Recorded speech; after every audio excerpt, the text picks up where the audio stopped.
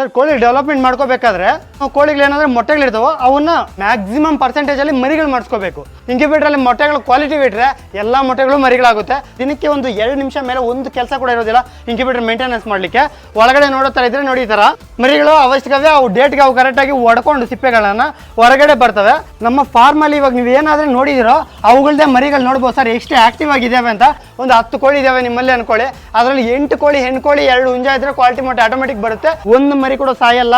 ನಿಮಗೆ ರಿಸಲ್ಟ್ ಆದ್ರೆ 95% ಪ್ಲಸ್ ಬರುತ್ತೆ ವಿತಿನ್ 3 days ಅಲ್ಲಿರೋ ಮೊಟ್ಟೆಗಳನ್ನ ಇಟ್ಟರೆ ಇಂಕ್ಯುಬೇಟರ್ಗೆ. ಸರ್ ಕೋಳಿ ಡೆವಲಪ್ಮೆಂಟ್ ಮಾಡ್ಕೋಬೇಕಾದ್ರೆ ಫಸ್ಟ್ ನಾವೇನು ಕೋಳಿಗಳು ಏನಾದ್ರೆ ಮೊಟ್ಟೆಗಳಿರ್ತಾವೋ ಅವನ್ನ ಮ್ಯಾಕ್ಸಿಮಮ್ ಪರ್ಸೆಂಟೇಜ್ ಅಲ್ಲಿ ಮರಿಗಳು ಮಾಡಿಸ್ಕೋಬೇಕು. ಮರಿಗಳು ಮಾಡಿಸ್ಕೊಳ್ಳಿಕ್ಕೆ ಒಂದು 2 ದಾರಿ ಇದೆ ಸರ್. ಒಂದು ಕೋಳಿಗಳ ಕೆಳಗಡೆ ಕಾವುಗಾಕಿ ಮರಿ ಮಾಡಿಸ್ಕೋಬಹುದು. ಎರಡನೇದು ಇಂಕ್ಯುಬೇಟರ್ನ ಯೂಸ್ ಮಾಡ್ಕೊಂಡು ಮರಿ ಮಾಡ್ಕೋಬಹುದು. ಏನು ಡಿಫ್ರೆನ್ಸ್ ಅದಕ್ಕೆ ಇದಕ್ಕೆ ಅಂದರೆ ಜಸ್ಟ್ ಸಿಂಪಲ್ ಸರ್. ಇಂಕ್ಯುಬೇಟರಲ್ಲಿ ಮೊಟ್ಟೆಗಳು ಕ್ವಾಲಿಟಿ ಬಿಟ್ಟರೆ ಎಲ್ಲ ಮೊಟ್ಟೆಗಳು ಮರಿಗಳಾಗುತ್ತೆ. ಕ್ವಾಲಿಟಿ ಇಲ್ದಿರೋ ಮೊಟ್ಟೆಗಳು ಮಾತ್ರ ಹೋಗುತ್ತೆ. ಕೋಳಿ ಕೆಳಗಡೆ ಆದರೆ ಲಿಮಿಟೆಡ್ ಆಕ್ಸೆಸ್ ಇರುತ್ತೆ. ಅಂದರೆ ನೀವು ಒಂದು 10 ಮೊಟ್ಟೆನೋ 15 ಮೊಟ್ಟೆನೋ ಇಟ್ಕೊಂಡು ಮರಿ ಮಾಡಿಸ್ಕೋಬೋದು. ಅದಕ್ಕೆ ಜಾಸ್ತಿ ಇಟ್ಟರೆ ನಮ್ಮ ಮರಿಗಳು ಆಗೋದಿಲ್ಲ ಸರ್. ಈ ಒಂದು ಇಂಕ್ಯುಬೇಟರ್ನ ಬಳಸೋದ್ರಿಂದ ಏನು ಉಪಯೋಗ ಇದೆ ಸರ್? ಯಾವ ಥರ ಅಂದರೆ ಕೋಳಿನ ಕಾವು ಕೂರಿಸಿದ್ರೆ ಮೊಟ್ಟೆ ಇಡಲಿಕ್ಕೆ ಒಂದು 10-15 ದಿನ 20 ದಿನ ಟೈಮ್ ತಗೊಳುತ್ತೆ. ಮತ್ತು ಕಾವು ಕೂತ್ಕೊಂಡು ಮರಿನ ಎಬ್ಬಿಸಿ ಮತ್ತೆ ಅದನ್ನು ಬಿಟ್ಬಿಟ್ಟು ಮತ್ತೆ ಮೊಟ್ಟೆಗೆ ಬರಲಿಕ್ಕೆ 3 ರಿಂದ 4 ತಿಂಗಳು ಈಸಿಯಾಗಿ ತಗೊಳುತ್ತೆ. ಇಂಕ್ಯುಬೇಟರ್ ತಗೊಳ್ಳೋದ್ರಿಂದ ಅದರಿಂದ ಮರಿ ಮಾಡಿಸ್ಕೊಳ್ಳೋದ್ರಿಂದ ಉಪಯೋಗ ಏನಂದರೆ ಕೋಳಿ ಇಟ್ಟಿರೋ ಮೊಟ್ಟೆಗಳನ್ನು ತೆಗೆದು ನಾವು ಇಂಕ್ಯುಬೇಟರ್ ಇಡ್ತೀವಿ. ಇಂಕ್ಯುಬೇಟರ್ ಕಾವು ಕೊಡುತ್ತೆ, ಅದು ಮರಿ ಎಬ್ಸುತ್ತೆ. ನಾವು ನಮ್ಮ ಸಂರಕ್ಷಣೆಯಲ್ಲಿ ಮರಿಗಳನ್ನ 1 ತಿಂಗಳ ಕಾಲ ಬೆಳೆಸ್ಕೊಂಡು ಹೊರಗಡೆ ಬಿಡ್ತೀವಿ. ಈ ಟೈಮ್ ಗ್ಯಾಪಲ್ಲಿ ಕೋಳಿ ಕಾವು ಕುತ್ಕೊಳ್ಳುತ್ತಲ್ವ ಫಸ್ಟಲ್ಲಿ ಒಂದು ವಾರ 10 ದಿನ ಬಿಟ್ಬಿಟ್ಟು ಮತ್ತೆ ಅದು ಹೊರಗಡೆ ಹೋಗಿ ಮತ್ತೆ ಮೊಟ್ಟೆಗಳು ಬರುತ್ತೆ. ಅದು ಮತ್ತೆ ಅದ್ರ ಪ್ರಾಸೆಸ್ ಮತ್ತೆ ಕಾವು ಕುತ್ಕೊಳುತ್ತೆ ಮತ್ತೆ ತೊಳುತ್ತೆ. ಆ ಥರ ತಿಂಗಳಲ್ಲೇ ನಿಮಗೆ ಸೈಕಲ್ ಬಂದ್ಬಿಡುತ್ತೆ ಸರ್. ಇಲ್ಲೆಲ್ಲ ಕಂಪ್ಲೀಟ್ ಸೈಕಲ್ಲು ಇದು ಇಂಕ್ಯುಬೇಟರ್ ಯೂಸ್ ಮಾಡೋದ್ರಿಂದ. ಕೋಳಿ ಕೆಳಗಡೆ ಹಾಕಿದ್ರೆ 4-5 ತಿಂಗಳಿಗೆ ಒಂದೊಂದು ಬ್ಯಾಚ್ ತೆಗಿಲಿಕ್ಕೆ ಆಗುತ್ತೆ. ಇಲ್ಲಿ ಪ್ರತಿ ತಿಂಗಳು ಬ್ಯಾಚ್ ಬರುತ್ತೆ ಸರ್. ಆ ಥರ ಇಂಕ್ಯುಬೇಟರ್ ಇರೋದ್ರಿಂದ ನಮಗೆ ನೀವು ಕೋಳಿಗಳಿಗೆ ಏನು ಬೀಳುತ್ತೆ ಕಾವು ಕುಸಿದಾಗ ಮಾತ್ರನೇ ಸರ್ ಏನು ಬೀಳೋದು. ಆ ಏನು ಬೀಳೋದು 100% ಅವಾಯ್ಡ್ ಆಗಿಬಿಡುತ್ತೆ. ಎರಡನೇದು ಬಂದು ಕೆಲವೊಂದು ಟೈಮಲ್ಲಿ ಮೊಟ್ಟೆಗಳು ವಿಪರೀತ ಬರ್ತಾ ಇರುತ್ತೆ. ಕೋಳಿ ಅನ್ನೋದು ಕಾವು ಕೂರಿಸಲಿಕ್ಕೆ ಕೋಳಿನೇ ಸಿಗೋದಿಲ್ಲ. ಅಂಥ ಟೈಮಲ್ಲಿ ಎಲ್ಲ ವೇಸ್ಟ್ ಆಗ್ತಾ ಇರ್ತಾವೆ ಮೊಟ್ಟೆಗಳು. ಅಂಥದ್ದು ಕೂಡ ಉಪಯೋಗ ಮಾಡ್ಕೊಂಡು ಮರಿಗಳು ಎಬ್ಬಿಸ್ಕೋಬೋದು. ಕ್ವಾಲಿಟಿ ಮೊಟ್ಟೆಗಳಂತ ನಮ್ಮ ಹತ್ರ ಇದ್ದರೆ ಅದು 90 to 95% ನಮ್ಮ ಮರಿಗಳಾಗೋ ಚಾನ್ಸಸ್ ಇರುತ್ತೆ. ಯಾವ ಥರ ಕ್ವಾಲಿಟಿ ಮೊಟ್ಟೆಗಳು ತಗೊಳ್ಳೋದಂದರೆ ಒಂದು 10 ಕೋಳಿ ಇದ್ದಾವೆ ನಿಮ್ಮಲ್ಲಿ ಅನ್ಕೊಳ್ಳಿ, ಅದರಲ್ಲಿ 8 ಕೋಳಿ ಹೆಣ್ಣು ಕೋಳಿ 2 ಹುಂಜ ಇದ್ದರೆ ಕ್ವಾಲಿಟಿ ಮೊಟ್ಟೆ ಆಟೋಮೆಟಿಕ್ ಬರುತ್ತೆ.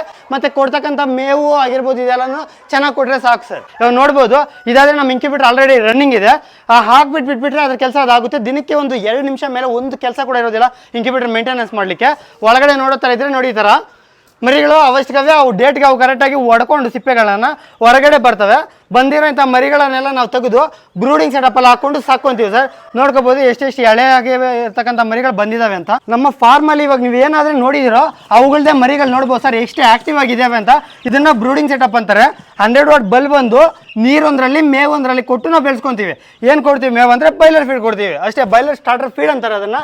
1 ತಿಂಗಳ ಕಾಲ ಕೊಟ್ಟರೆ ಮರಿಗಳು ವೀಕ್ನೆಸ್ ಇಲ್ದಿರ ಬೆಳೀತವೆ, ನಮ್ಮರನ್ನ ಗ್ರೋತ್ ಆಗುತ್ತೆ. ತಾಯಿ ಅನ್ಕೊಳ್ಳಿ ಏನು ಮಾಡುತ್ತೆ, ಕೋಳಿ ಮರಿಗಳನ್ನು ಕರ್ಕೊಂಡೋಗಿ ಅಲ್ಲಲ್ಲಿ ಅಡ್ಡಾಡ್ಸ್ಕೊಂಡು ತಿನ್ಕೊಂಡು ಹುಳಗಳು ಅದು ಇದು ತಿನ್ಸ್ಕೊಂಡು ಬರುತ್ತೆ. ನಾವು ತಿನ್ನಿಸ್ಲಿಕ್ಕೆ ಆಗಲ್ಲ. ಹುಳ ಆಗಿರ್ಬೋದು ಇಲ್ಲ ಹುಲ್ಲಾಗಿರ್ಬೋದು ನಾವು ತಿನ್ಸೋಕ್ಕಾಗಲ್ಲ.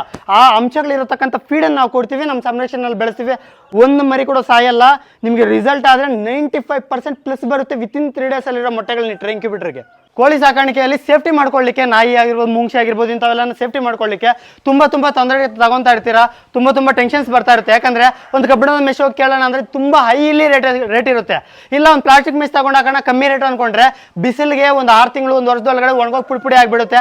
ಇಲ್ಲ ಒಂದು ಗ್ರೀನ್ ಶೇಡ್ ನೆಟ್ಕೊಂಡ್ರೆ ಅನ್ಕೊಂಡ್ರೆ ಗಾಳಿ ಹೊಡೆದವಾಗ ನಮ್ಗೆ ಕಿತ್ತೋಗ್ಬಿಡುತ್ತೆ. ಇದೆಲ್ಲದಕ್ಕೂ ಸೊಲ್ಯೂಷನ್ ಆಗಿ ನಾವು ಇದು ನೈಲಾನ್ ದಾರಗಳಿಂದ ಕ್ರಿಯೇಟ್ ಆಗಿರ್ತಕ್ಕಂಥ ಮೆಷಿನ ತಗೊಂಡ್ಬಂದಿದ್ದೀವಿ ಸರ್. ನಿಮ್ಮ ಮುಂದೆಗಡೆ ಏನು ಗೊತ್ತಾ, ದಾರ ಬಂದು ನೈಲಾನ್ ಇರುತ್ತೆ. ನಿಮಗೆ 1 ಇಂಚ್ ಕಡ್ಡಿರುತ್ತೆ. ಇದರಲ್ಲಿ ನಾಯಿಗಳಾಗಿರ್ಬೋದು ಮುಂಗ್ಸಿಗಳಾಗಿರ್ಬೋದು ಹಾವಾಗಿರ್ಬೋದು ಹದ್ದಾಗಿರ್ಬೋದು ಬೆಕ್ಕಾಗಿರ್ಬೋದು ಯಾವುದು ಬಂದು ಅಟ್ಯಾಕ್ ಮಾಡಿ ಕೋಳಿಗಳು ತಗೊಂಡೋಗ್ಲಿಕ್ಕೆ ಆಗಲ್ಲ. ನಾಯಿ ಬಂದು ಬಾಯಿ ಆಗ್ತು ಅಂದ್ಕೊಳ್ಳಿ, ಬಾಯಲ್ಲಿ ಅಲ್ಲಲ್ಲಿ ತಗಲಾಕೊಂಡು ರಂಪ ಥರ ಕೊಯ್ಕೊಂಡು ಅದಕ್ಕೆ ರಕ್ತ ಬರೋ ಚಾನ್ಸಸ್ ಇರುತ್ತೆ. ಮತ್ತು ಅದು ಒಳಗಡೆ ಬರಲ್ಲ. ಮುಂಗ್ಸಿದವೆಲ್ಲ ಕಟ್ ಮಾಡಿ ಬರೋಕ್ಕಾಗಲ್ಲ ಸರ್. ನೆಕ್ಸ್ಟು ಇದನ್ನು ನಾವು ಬಿಸಿಲಲ್ಲಿ ಹಾಕಿದ್ದೀರ ಅಂದ್ಕೊಳ್ಳಿ, ಬಿಸಿಲು ಎಷ್ಟೇ ಹೊಡೀಲಿ ನಮಗೆ ಇದು ಮೆಶ್ ಶೇಡ್ ಆಗೋದು ಹಿಂಗೆಲ್ಲ ಆಗಲ್ಲ. ಯಾಕೆಂದರೆ ಇದು ಪ್ಲಾಸ್ಟಿಕ್ ಅಲ್ಲ, ನೈಲಾನ್ ಮೆಟೀರಿಯಲ್ಲು. ನೆಕ್ಸ್ಟು ನಮಗೆ ಮಳೆ ಬಿತ್ತು ಕೊಳ್ತೋಗುತ್ತೆ, ಕೊಳೆಯಲ್ಲ. ಮಣ್ಣಲ್ಲಿ ಹಾಕಿರ್ತೀವಿ ಕರ್ಗೋಗುತ್ತೆ, ಕರ್ಗಲ್ಲ ಸರ್. ಭೂಮಿಯಲ್ಲಿ ಒಂದು ಅರ್ಧ ಅಡಿ ಕಾಲುವೆ ಮಾಡ್ಕೊಂಡು ಒಳಗಡೆ ಹಾಕಿ ಮಣ್ಣಿಂದ ಕ್ಲೋಸ್ ಮಾಡ್ತೀವಿ. ಇದಕ್ಕೆ 6 ವರ್ಷ ಗ್ಯಾರಂಟಿ ಇರುತ್ತೆ ಸರ್. ನಿಮಗೆ ಗ್ಯಾರಂಟಿ ಏನಕ್ಕಂದರೆ ಪೀಸ್ ಟು ಪೀಸ್ ರಿಪ್ಲೇಸ್ ಮಾಡಿಬಿಡ್ತೀವಿ. ಏನಾದರೂ ನಿಮಗೆ ಡ್ಯಾಮೇಜ್ ಆಯಿತು ಅಂದರೆ. ಇವಾಗವರೆಗೂ ಯಾರಿಗೂ ಡ್ಯಾಮೇಜ್ ಆಗಿಲ್ಲ, ಡ್ಯಾಮೇಜ್ ಆಗೋದು ಇಲ್ಲ ಸರ್. ಇದು ನೈಲಾನಿಂದ ಕ್ರಿಯೇಟ್ ಆಗಿದೆ ಮೆಶ್. ಇದು ಇದು ಕೊಳೆಯುತ್ತೆ ಒಣಗೋಗುತ್ತೆ ಹಂಗೇನು ಆಗೋದಿಲ್ಲ. ನೆಕ್ಸ್ಟ್ ನಾವೆಲ್ಲ ಕಟ್ ಮಾಡ್ತೀವಿ ಅನ್ಕೊಳ್ಳಿ, ಅಂದರೆ ನಮಗೆ ರೂಮ್ಗೆ ಎಂಟ್ರೆನ್ಸ್ ಬೇಕು, ಅಲ್ಲಿ ಕಟ್ ಮಾಡ್ಕೊತೀವಿ ಅನ್ಕೊಳ್ಳಿ, ಅಲ್ಲಿಂದ ಗಂಟು ಬಿಚ್ಕೊಂಡು ಹೋಗುತ್ತೆ ಅಂದರೆ ಹಂಗೂ ಕೂಡ ಆಗೋದಿಲ್ಲ ಸರ್. ಇದೆಲ್ಲ ಹೈಲಿ ಕ್ವಾಲಿಟಿ ಇದೆ, ಜಾಸ್ತಿ ಜನಕ್ಕೆ ಆಲ್ರೆಡಿ ಕೊಟ್ಟಿದ್ದೀವಿ, ತಗೊಂಡಿರೋ ಸದುಪಯೋಗ ಮಾಡ್ಕೊತಾ ಇದ್ದಾರೆ. ಇದರ ಪ್ರೈಸ್ ಬಂದು ಒಂದು ಬಂಡಲು 8,500 ಇದೆ ಸರ್. ಯಾರಾದರೂ ವಿಡಿಯೋ ನೋಡ್ತಾ ಇದ್ರೆ ನಿಮಗೆ ಅನುಕೂಲ ಇದ್ರೆ ನಮ್ಮಲ್ಲೇ ಡೈರೆಕ್ಟಾಗಿ ಬಂದು ನೋಡಿ ಮಾತಾಡಿ ತಗೊಂಡು ಹೋಗ್ಬೋದು. ಇದಕ್ಕೆ ಸ್ಪೆಷಲಾಗಿ ಟ್ರೈನಿಂಗ್ ಏನು ಅವಶ್ಯಕತೆ ಇರಲ್ಲ.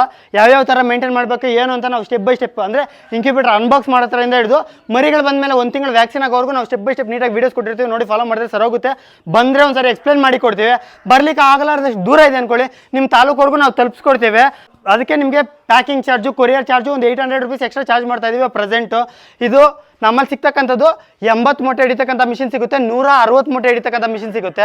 80 ಮೊಟ್ಟೆದಾದರೆ 8,000 ಆಗುತ್ತೆ ಸರ್. 1 ವರ್ಷ ವ್ಯಾರಂಟಿ ಕೊಟ್ಟಿರ್ತೀವಿ, ಒಂದು ಟೆಂಪ್ರೇಚರ್ ಕಂಟ್ರೋಲಿಂಗ್ ಮೀಟರ್ ಎಕ್ಸ್ಟ್ರಾ ಬರುತ್ತೆ. 160 ಮೊಟ್ಟೆದಾದರೆ 11,000 ಆಗುತ್ತೆ, 3 ವರ್ಷ ವ್ಯಾರಂಟಿ ಇರುತ್ತೆ. ಜೊತೆಯಲ್ಲಿ temperature controlling meter, motor, adapter, bulb ಒಂದು ಎಕ್ಸ್ಟ್ರಾ ಬರುತ್ತೆ ಸರ್. ನಿಮ್ಗೆ ಇನ್ನೂ ಹೆಚ್ಚಿನ ಮಾಹಿತಿ ಬೇಕಾದರೆ ಇಲ್ಲಿ ಸ್ಕ್ರೀನ್ ಮೇಲೆ ಬರ್ತಾ ಇರ್ತಕ್ಕಂಥ ನಂಬರ್ಗೆ ಕಾಲ್ ಮಾಡಿ ಸರ್, ನಾವೆಲ್ಲ ತಿಳಿಸ್ಕೊಡ್ತೀವಿ. ಇಲ್ಲ ಬರ್ತೀವಿ ನಾವು ಡೈರೆಕ್ಟಾಗಿ ಅಂದರೆ ಕಾಲ್ ಮಾಡಿ ಕನ್ಫರ್ಮ್ ಮಾಡಿ, ನಾವು ಲೊಕೇಶನ್ ಕಳ್ಸಿಕೊಟ್ಟು ಕರ್ಕೊತೀವಿ, ನೀಟಾಗಿ ಎಕ್ಸ್ಪ್ಲೈನ್ ಮಾಡಿ ನಿಮಗೆಲ್ಲ ಡೌಟ್ಗಳೆಲ್ಲ ಕ್ಲಿಯರ್ ಮಾಡಿ ಇಂಕ್ಯುಬೇಟರ್ನ ಕೊಡ್ತೀವಿ ಸರ್. ಆ ಥರ